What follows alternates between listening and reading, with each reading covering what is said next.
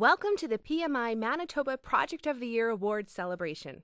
We invite you to join PMI Manitoba as we recognize, honor, and publicize some of the best and most successful Manitoba-based projects and project team accomplishments. PMI, Project Management Institute, is the world's leading not-for-profit membership association for the project management profession, with over 500,000 members and credential holders in 185 countries.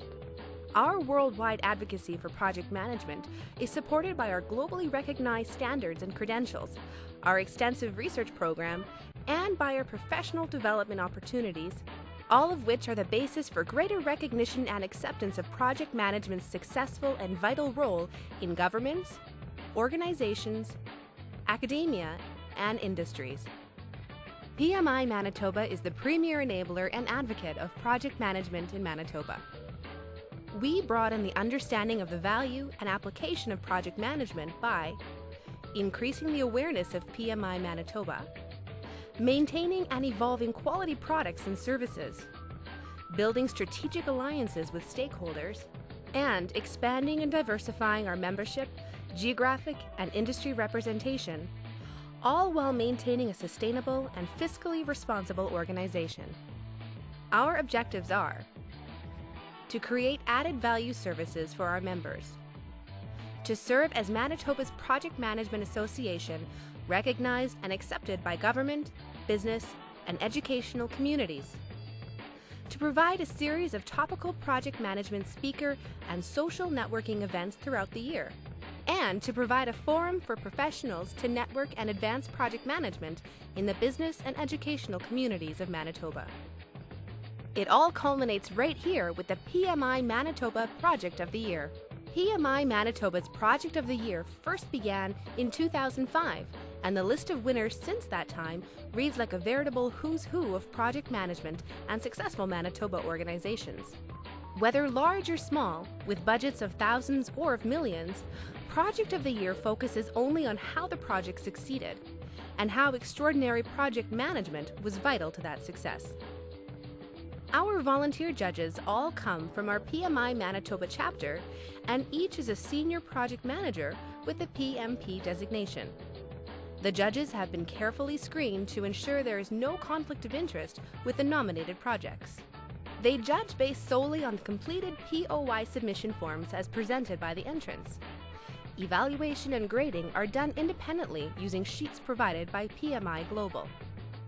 Entrants are judged on a wide range of criteria, including how the project met or improved on its budget and schedule, effective application of project management principles, how the project team overcame complex or unusual conditions or barriers that required special project management actions, and how the project used original or innovative project management techniques. Once completed, the evaluations are combined by a third party, and the project with the highest cumulative score is declared the winner, live and in person, right here at the PMI Manitoba Project of the Year Awards celebration. And now, join us as we share a glimpse at some of the most exceptional projects, the most dedicated project teams, and the most innovative project management right here in Manitoba this past year. Ladies and gentlemen, these are your entrants for the PMI Manitoba Project of the Year.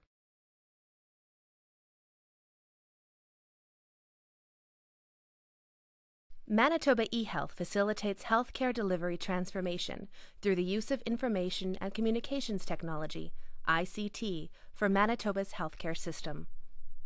Online Business Systems, headquartered in Winnipeg, is a leading provider of business and technology consulting services.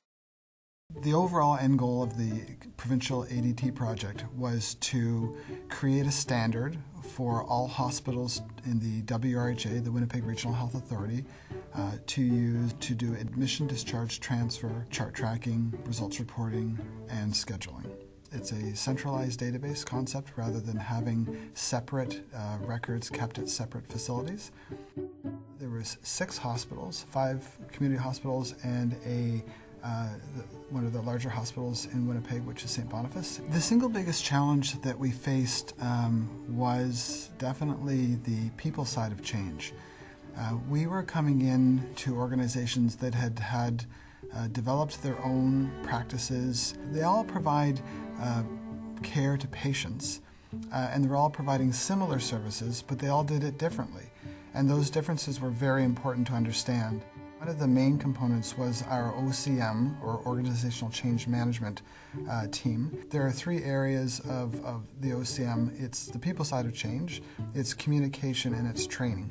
And we had teams around each one of those areas so that we could ensure that the stakeholders that we were working with understood what was coming and how they could effectively work within this change.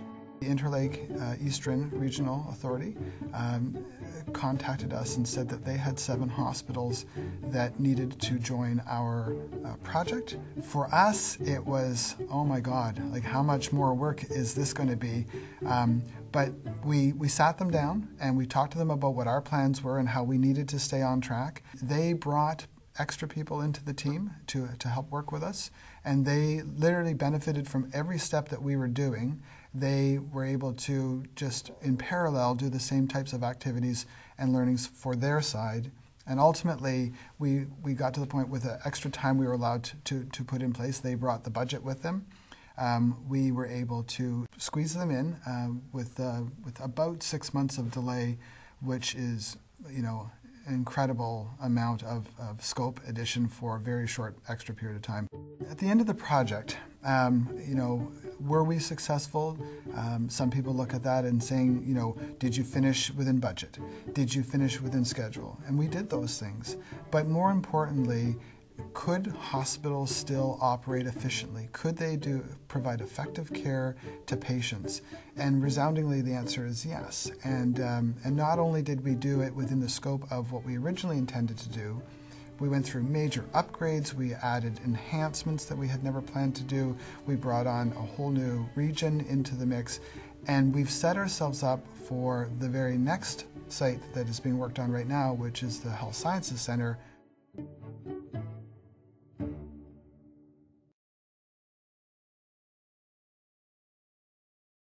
The Manitoba Justice Maintenance Enforcement Program, MEP, enforces the child's right to court-ordered financial support.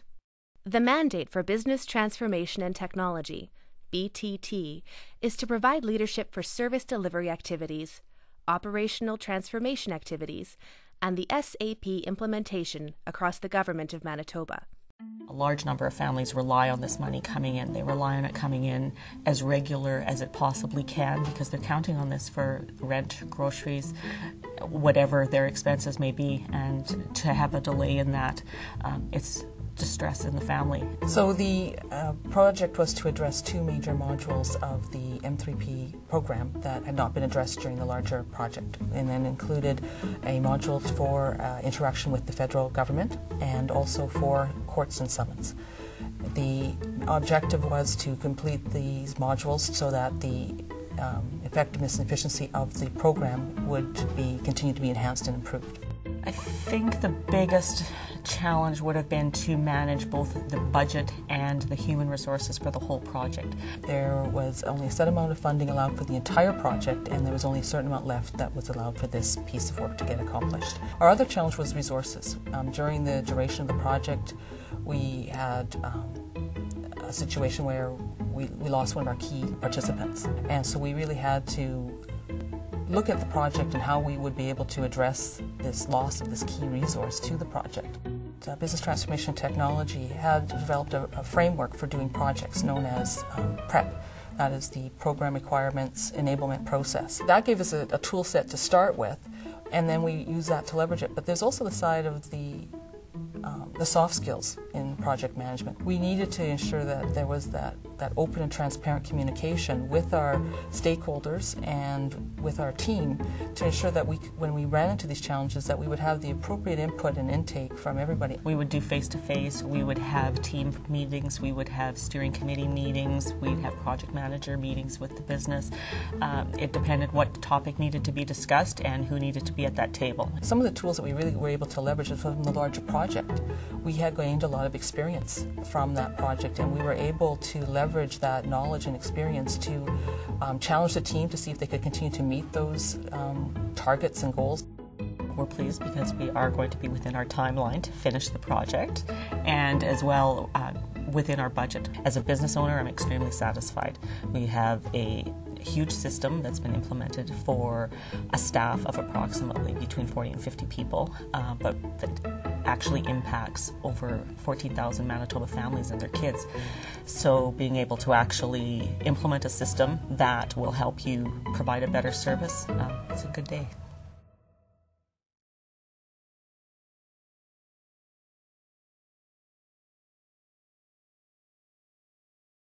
The Manitoba Teachers Society, MTS, is the collective bargaining and professional development organization for the 15,000 public school teachers in the province of Manitoba, Canada. Phineas Implementation Project was a software replacement project.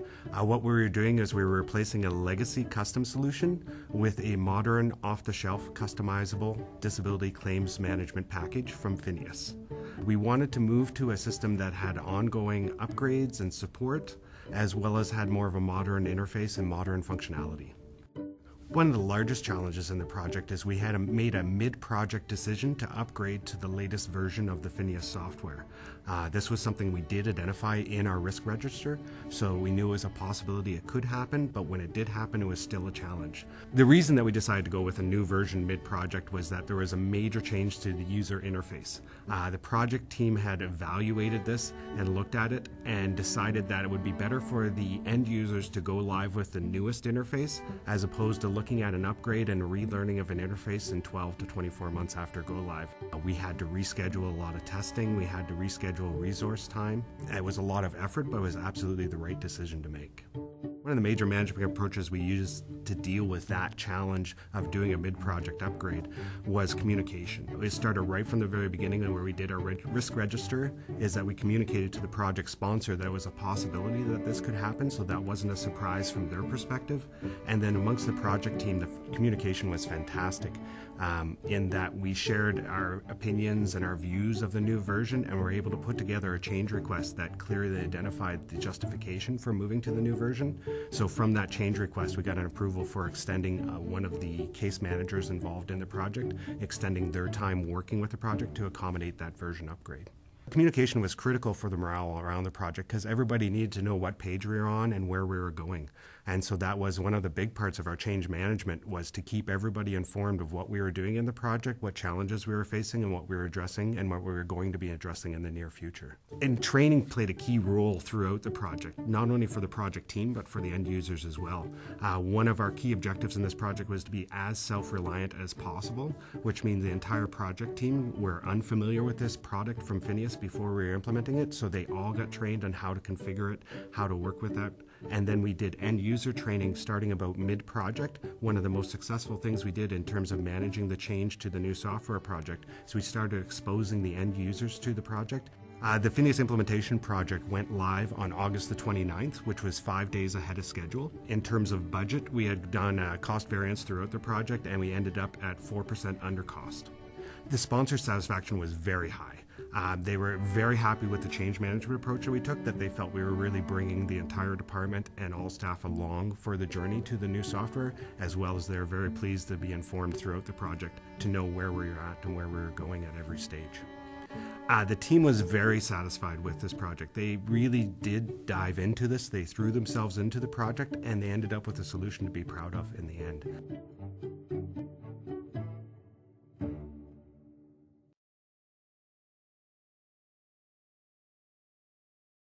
MTS is the leading full-service communications provider for Manitoba residential and business customers.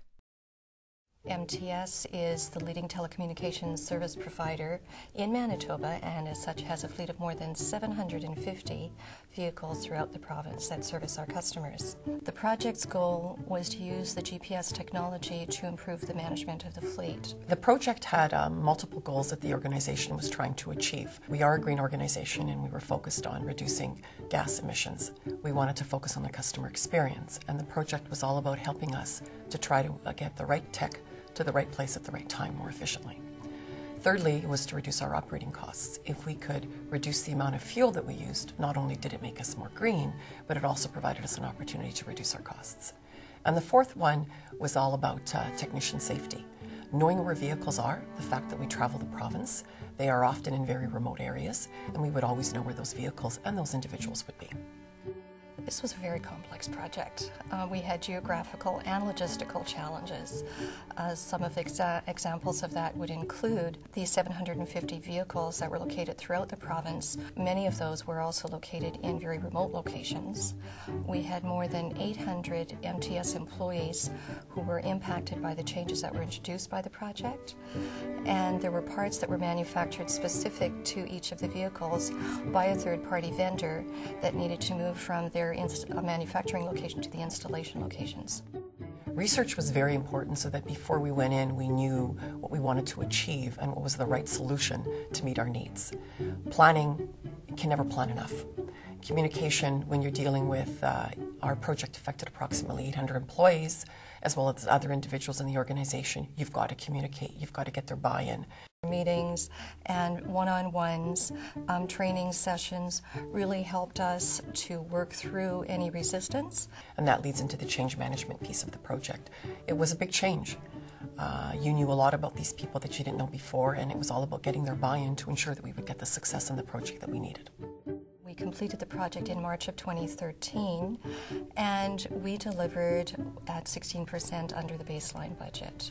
Well, I was the executive sponsor for the project, and any project that comes in on time, on budget, and delivers all that it was expected to deliver is an A+ in my mind. And I couldn't have been more proud of the team that worked on this project. We reduced emissions by 456 tons. We overachieved on our fuel costs, and so we reduced over 5% more than what we had thought we would. We really did improve our operational efficiency in getting the right tech to the right place at the right time. More importantly, though, our scope was delivered without impact to our customers or the service that our customers have grown to expect. Only made it better in the end.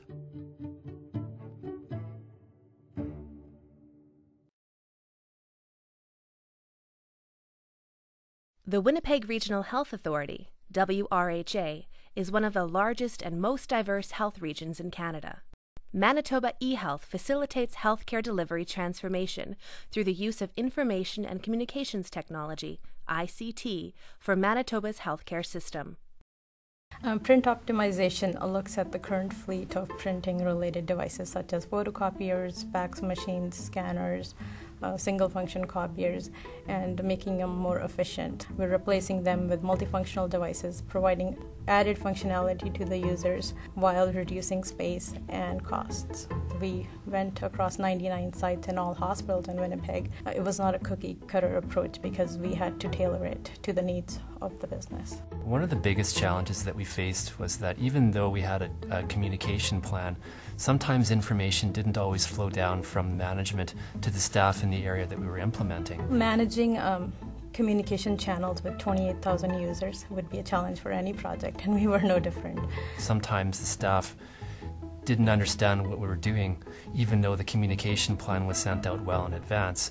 We had constant changes, whether that was infrastructure was changing, sites were moving from one hospital to another, we had people moving within the hospital, we had managers who were changing. Healthcare, it's such a vast environment. There's so many people, and communication has to flow through so many different channels to reach, the clerk sitting behind the desk. Originally had pilot sites that represented one hospital, one corporate site, as well as a community site to get a flavor of what the implementation would involve. And we had additional planning after that pilot sites to capture some of the lessons learned. We had an email set up, a generic email where anyone had any questions, they could, if they didn't know where to go, they could go to that email address and they would get their answers. And we also used that email as a feedback loop to learn from it and see what we can improve for the next site. We had a website that was used to communicate with the end users. We had a SharePoint site that was used for the project team to share documents. We had an external SharePoint site with secure access to share with the vendor. So we were trying to make sure everybody on the team was using the same source of information. The owner and the sponsor was extremely satisfied with the project. We achieved what sites could not achieve individually. And the region streamlined the equipment that was used. It was standardized. The processes were streamlined. Collaboration between the sites was increased. We saved over 2,600 trees. And not to mention, we had savings of $2.2 million, which was tripled our expectations. At the end of the day, the Winnipeg Regional Health Authority has a fully optimized print environment with reduced waste, enhanced security, and optimized business environment.